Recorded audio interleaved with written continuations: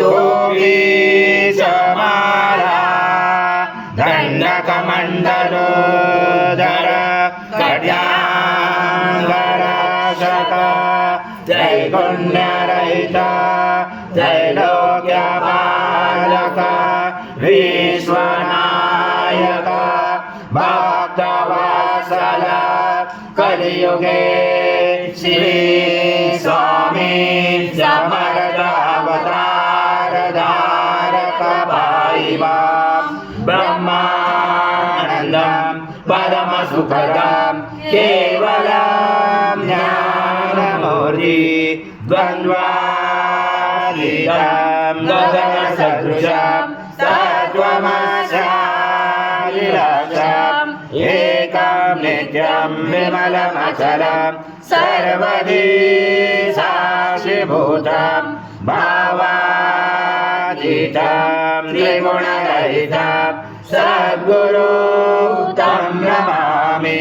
गुरुर्ब्रह्मा गुरुर्विष्णु गुरुर्देवो महेश्वरः गुरुर्साक्षात् परब्रह्म तस्मै श्री गुरवे नमः। हरि ओम सहस्रशीर्षः पुरुषः अव्ययम् आज्यं सुरमहार आज्यं यज्ञे प्रतिष्ठितम् आज्यं पवित्रं परमं स्नानाददे प्रयुज्यात। श्री सद्गुरु स्वामी समर्थ महाराज देवताभ्यो नमः। घृतस्नानं समर्पयामि घृतस्नानान्तरेण शुद्धोदकस्नानं समर्पयामि। सकल पूजाते सर्वोपचाराते गन्धपुष्पं समर्पयामि। शेषोपचाराते प्रार्थना पूर्वक नमस्कारं करोमि।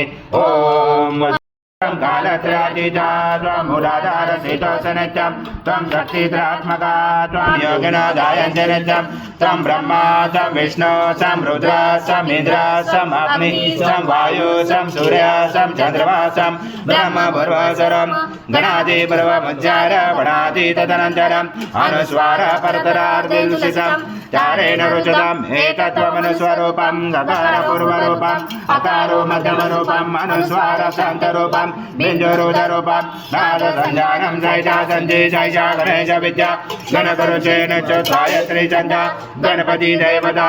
ॐ गणपतये नमः। एकदन्ताय विद्महे वक्रतुण्डाय धीमहि तन्नो दन्ती प्रचोदयात्।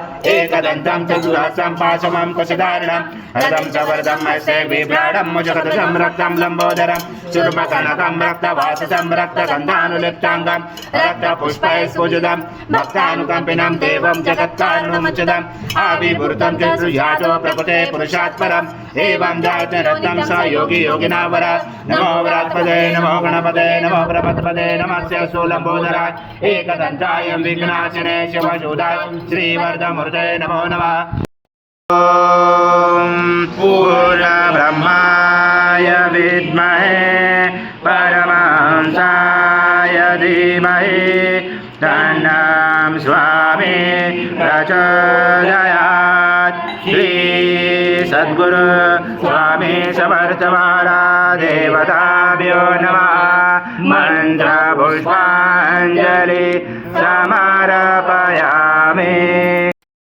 समर्थ महाराज देवताभ्यो नमः। प्रार्थना पूर्वक नमस्कारं करोमि। हरि ओम तत्स हरि ओम तत्स हरि ओम तत्स।